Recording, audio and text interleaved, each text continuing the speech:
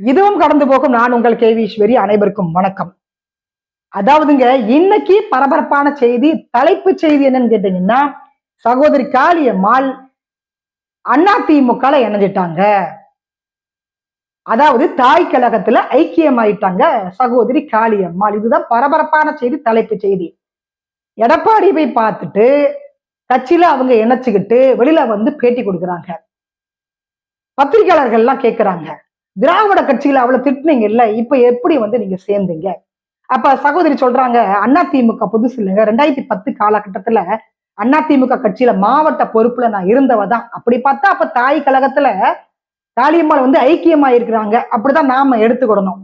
அதே மாதிரி என்னுடைய மக்களுக்காகத்தான் இந்த கட்சியில நான் இணைந்தேன். என்னுடைய மீனவ சமுதாயம் சார்ந்து மக்களுக்கு இருக்கக்கூடிய பிரச்சனைகளை பேசுறதுக்கு யாராவது ஒருத்தர் வேணும் தானே, அதனால இந்த கட்சியில நான் வந்து இணைந்தேன் அப்படின்றதையும் அவங்க தெளிவுபடுத்துறாங்க. பார்த்தீங்க அப்படின்னா, இது வெளியில வந்தாலும் வந்தது, நாம் தமிழ் கட்சியில் இருக்கக்கூடிய சகோதர சகோதரிகள் எல்லாம் திட்டி தீர்த்துட்டாங்க. எத்தனை பெட்டி வாங்கினீங்க? பெட்டி வர தாமதம் ஆயிடுச்சு, அதனாலதான் இத்தனை நாள் வாய் திறக்கல, இப்பதான் வந்து ஃபைனல் ஆச்சு போல வருது. அதிமுக எத்தனை பெட்டி கொடுத்தாங்க, எத்தனை வாங்கினீங்க நீங்க? அதனால கட்சியில போய் ஐக்கியம் ஆயிட்டங்கன்னு நிறைய கேள்விகள். அதுவும் போக பாத்தீங்கன்னா 2013 இருந்து நாம் தமிழர் கட்சியில காளியம்மாள் சகோதரி பயணிச்சுட்டு வராங்க. சில மாதங்களுக்கு முன்னாடி நம்ம அண்ணன் பேசின ஆடியோ வெளியில வந்துட்டுங்க. அது உண்மையில நான் சொல்றேன், அண்ணன் கூட இருக்கிற ஆட்கள் தாங்க அண்ணனுக்கு எதிரியே. அண்ணன் பேசின ஆடியோவை அப்படி வெளியில விட்டுட்டாங்க. அண்ணன் என்ன சொல்லியிருக்காப்புலன்னா, அதுல காளியம்மாள் வந்து ஒரு பிசுறுங்க, என் மசருக்கு சமம், அதை தட்டி விட்டுடுங்க அப்படின்னு சொல்லியிருக்காப்புல. அந்த ஆடியோ வெளிவந்த பிறகுதான் காளியம்மாள் சகோதரிக்கு வந்துட்டு அது மனசுக்கு ரொம்ப கஷ்டமா போச்சு. நிறைய நிகழ்ச்சிகள்ல வந்து அவங்க பங்கெடுக்கல, அப்படி மௌனமாக இருந்தாங்க. பத்திரிகையாளர்கள் எல்லாம் தொடர்ச்சியா கேட்டாங்க, எந்த கட்சியில இணைய போறீங்க? தமிழக வெற்றிகளத்துல போக போறீங்களா? காங்கிரஸ் போறீங்களா? டிஎம்கே போறீங்களா? பாஜக போறீங்களா? இப்படி கேள்விக்கு மேல கேள்வி தொலைச்சிட்டாங்க அவங்கள. அதற்கான விடைதான் இன்னைக்கு அதிமுகல ஐக்கியமாயிட்டாங்க நம்ம சகோதரி காளியம்மாள்.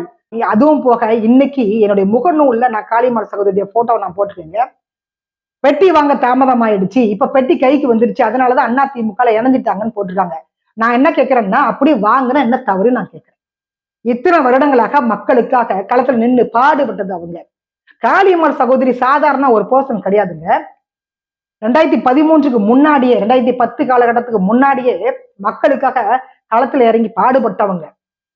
அரசியல் ரீதியாக 2010க்கு மேல வர்றாங்க, 13ல நாம் தமிழ் கட்சியில இணைகிறாங்க. டிகிரி முடிச்ச ஒரு பர்சனு, அவங்க சமுதாயம் சார்ந்த பிரச்சனைகள் மட்டும் இல்லாம எல்லா பிரச்சனைகளும் பேசக்கூடிய ஒரு திறமையான ஒரு லேடி, ஒரு ஆளுமை. அவங்க மேடை பேச்சாளர், புள்ளி விவரத்தோட பேசக்கூடியவங்க. அப்படிப்பட்ட சகோதரி பெட்டி வாங்கினாதான் என்னன்னா கேட்க உங்களுக்கு என்னையா வந்துருச்சு? ஏன் நாம் தமிழர் கட்சியில் இருக்கக்கூடிய சகோதர சகோதரிகள்லாம் இப்ப விஜயை திட்டிட்டு இருக்கிறீங்களா? எத்தனை பெட்டி வாங்கினீங்க டிஎம்கே கிட்ட நீங்க? அண்ணன் சீமான் என்னைக்கு வந்து முதல்வரை போய் சந்திச்சாரோ, ஸ்டாலினை போய் சந்திச்சாரோ, அதற்கு பிறகு பாத்தீங்கன்னா டிஎம்கே பத்தி மறந்து கூட அவங்க விமர்சனம் பண்ணல. இன்னைக்கு சாட்டை துரைமுருகன் 2 கோடி ரூபாய் வாங்கிட்டாருன்னு சொல்றாங்க, இடுமாவனம் கார்த்தி பணம் வாங்கிட்டாருன்னு சொல்றாங்க. இப்படி நாம் தமிழர் கட்சியில யார் யாரெல்லாம் வந்து விஜய பேசுறாங்களோ அவங்களுக்கு எல்லாம் வந்து டிஎம்கே கிட்ட இருந்து பணம் போயிட்டு இருக்குன்னு சொல்றாங்க. அவங்க கட்சி இருக்கக்கூடிய ஒரு பர்சனே ஆடியோ வெளியிட்டு இருந்தாருங்க. வெளியில உள்ளவங்க எல்லாம் சொல்லல, உங்க கட்சியில் இருக்கக்கூடியவங்களே சொல்றாங்க, ஆமா தலைமையை வந்து போய் பணம் வாங்கிட்டாங்க. ஏன்னா எப்படி கூட்டணி வைக்க போறது இல்ல, நீங்க வச்சாலும் வந்து நீங்க 2 விழுக்காடுக்கு மேல வாக்கு வாங்க முடியாது. ஏன்னா விஜயை நீங்க அடிக்கிற வரைக்கும் 8 விழுக்காடு வாக்கு என்பது 2 விழுக்காட குறைந்து விடும். இத நிறைய அரசியல் விமர்சகர்கள் எல்லாம் சொல்லிட்டாங்க. அப்பா கூட இன்னைக்கு விஜய் அடிக்கிறத இவங்க நிறுத்தவே இல்லைன்னா காரணம் என்னன்னா, கூட்டணி வச்ச உடன்பிறப்புகள் எல்லாம் கேட்பாங்க, என்னென்ன கூட்டணி வச்சுட்டீங்க நீங்க அப்படின்னு கேட்பாங்க. நாம அந்த கட்சியை திட்டிட்டு அங்கேயே போய் கூட்டணி வைக்கணுமா? அது ஊழல் கட்சி வேற. அண்ணன் பாஷையில சொல்லணும் அப்படின்னா, இங்க எந்த கட்சி ஊழல் இல்லாம இருக்கு தம்பி, நான் எந்த கட்சியோட கூட்டணி வைக்க அப்படின்னு கேக்குறாங்க. அதனால எந்த கட்சியோட கூட்டணி வைக்க முடியாது. ஒரு நாள் தமிழக சட்டமன்றத்துக்குள்ள நுழையவே முடியாது. அவங்க நல்லா தெரியும், ஆட்சியை பிடிக்க மாட்டாங்க, ஒரு சட்டமன்ற உறுப்பினராக கூட ஆக மாட்டாங்கன்னு தெரியும். அதனால வந்த வரைக்கும் லாபம்ன்ற மாதிரி இன்னைக்கு விஜய் அடிக்க அடிக்க டிஎம்கே கிட்ட இருந்து பணம் போயிட்டு இருக்கு. டிஎம்கே கிட்ட இருந்து பொட்டி வாங்கல அப்படின்னு நீங்க உங்க கட்சி இருக்கக்கூடிய யாராக இருந்தாலும் சரி, உங்களுடைய தேசிய தலைவர் மேதகு பிரபாகரன் பிள்ளை மேல சத்தியம் பண்ணி நீங்க சொல்லுங்க, நான் நம்புறேன். இந்த ஃபீல்ட் அவுட்டே நான் போறேன். உங்களுடைய வரவு செலவை எடுத்து நீங்க வெள்ளை அறிக்கை வெளியில விடுங்க. நீங்க கேட்கறீங்களா டிஎம்கே கிட்ட வெள்ளை அறிக்கை, நீங்க கேட்கறீங்க இல்ல, நான் சொல்றேன். உங்களுடைய கணக்கு வரவு செலவை நீங்க காமிங்க. ஒயிட்ல எவ்வளவு வாங்குனீங்க, பிளாக்ல எவ்வளவு வாங்குனீங்க, நீங்க காமிங்க, நான் நம்புறேன். இப்போ தொடர்ச்சியாக இத்தனை சம்பவங்கள் நடக்குதுங்க. 2 நாள்ல 15 சம்பவங்கள் நடந்திருக்குது. வீதியில இறங்கி நாம் தமிழர் கட்சி போராட்டம் பண்ணதே இல்லை. காரணம் என்னன்னா டிஎம்கே கிட்ட கொடுத்த அந்த சத்திய வாக்கு, அதை காப்பாத்தணும்ல. அதனால வந்து போராட்டம் பண்ணல. விஜய் அடிக்கிறதெல்லாம் அவங்களுக்கு நோக்கமா இருக்கு. காளியம்மாள் சகோதரி மாதிரி ஒரு பெண் தலைவர்கள் உருவாகிறத அண்ணன் சீமானை விரும்பல. ஏன்னா இவங்களோட செல்வாக்கு அதிகரிச்சுட்டே வருது. நாம் தமிழர் கட்சியை பொறுத்த வரைக்கும் மேடையில காளியம்மாள் சகோதரிக்கு கை தட்டுற மாதிரி அண்ணன் சீமான் கூட கை தட்டு விழல. அந்த அளவுக்கு ஒரு இன்ஃபுளுன்ஸ், ஒரு செல்வாக்கு கட்சியில உருவாகிட்டு காளியம்மாள் சகோதரிக்கு, அதை வந்து அண்ணன் சீமானால ஏத்துக்கவே முடியல. அதுவும் போக சகோதரி காளியம்மாள் வெளியில வர்றதுக்கு அங்க இருக்கக்கூடிய சில பெண் நிர்வாகிகள் தான் காரணம் அப்படின்றாங்க. நாம எப்போதும் சொல்ற மாதிரி பெண்களுக்கு பெண்கள் தான் எதிரிங்க. அதனால பாராளுமன்றம் வரைக்குமே காளியம்மாள் சகோதரியோட குரல் வந்து ஒலிக்கணும். மீனவ சமுதாயம் மட்டுமல்ல, இங்க இருக்கக்கூடிய எல்லா பெண்களுக்காகவும் அவங்க குரல் கொடுத்துட்டு இருக்கிறாங்க. நான் அவங்கள இன்டர்வியூ எடுத்திருக்கேன், அவங்களோட சாப்பிட்டிருக்கேன், எனக்கு நல்லாவே தெரியும். ரொம்ப ரொம்ப ரொம்ப டேலண்டான ஒரு பர்சன், புள்ளி விவரத்தோட பேசக்கூடிய ஒரு பர்சன். அப்படிப்பட்ட ஒரு சகோதரி பெட்டி வாங்கினாதான் என்னங்க தப்பு? இங்க யாரு வந்து சுத்தமா இருக்கிறாங்க சொல்லுங்க? ஏன் பெண்கள்லாம் பெட்டி வாங்க கூடாதுன்னு ஏதாவது சட்டத்துல இடம் இருக்குதா?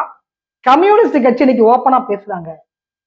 6 தொகுதிக்கு 50 கோடி ரூபாய் 100 கோடி ரூபாய் வாங்குறாங்க. ஒரு தொகுதிக்கு 30 லட்சம் ரூபாய் தான் தேர்தல் ஆணையம் வந்து நிர்ணயம் பண்ணிருக்கிறாங்க. மீதி பணம் எதுக்கு வாங்கியிருக்கிறாங்க? கம்யூனிஸ்ட் கட்சி வாங்குறாங்க. வெக்கமா இல்லையா உங்களுக்கு இந்த கேள்வி எல்லாம் கேட்க நான் கேட்கிறேன். பாட்டாளி வர்க்கத்துக்காக ஆரம்பிக்கப்பட்ட கம்யூனிஸ்ட் கட்சி இன்னைக்கு 100 கோடி ரூபாய் 50 கோடி ரூபாய் பேரம் பேசியிருக்காங்க டிஎம்கே கிட்ட. சகோதரி காளியம்மாள் பெட்டி வாங்கிட்டாங்கன்னு கமெண்ட் போட்டுட்டு இருக்கிறாங்க. நாம் தமிழர் கட்சியில் இருக்கக்கூடிய சகோதர சகோதரிகளுக்கு மனசாட்சி இருந்தா நீங்க சொல்லுங்க. வெளிநாடுகள் இருக்கக்கூடிய ஈழத்தமிழர்கள் உங்களுக்கு ஹெல்ப் பண்றாங்களா இல்லையா? அவங்ககிட்ட இருந்து பணம் வருதா இல்லையா? ஓப்பனா நீங்க பேசுங்க.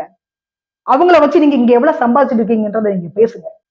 தமிழ் மொழி தமிழர்கள் இப்படி எல்லாம் குரல் கொடுத்து ஈழ தமிழர்களை மட்டும் இல்லைங்க, தமிழக மக்களையும் வந்து ஏமாத்திட்டு இருக்கிறாங்க. அப்படி பார்க்கும் பொழுது சகோதரி காளியம்மாள் அதிமுக இணைந்தது உண்மையிலே வரவேற்கக்கூடியது. பெட்டி வாங்கினாலும் பிரச்சனை இல்லை, தப்பே கிடையாது.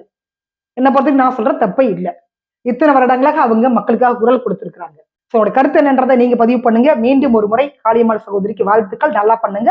குரலற்றவர்களின் குரலாக பாராளுமன்றத்தில் உங்களுடைய குரல் வந்து ஒலிக்கணும். மீனவ சமுதாய மக்களுக்காக மட்டுமில்ல, தமிழகத்துல இருக்கக்கூடிய ஒட்டுமொத்த பெண்களுக்காகவும் உங்களுடைய குரல் ஒலிக்கும் அப்படின்னு நான் எதிர்பார்க்கிறேன். நாம் தமிழர் கட்சியில இருந்து சகோதரி வெளியில வந்தப்ப ரொம்ப வருத்தப்பட்டாங்க.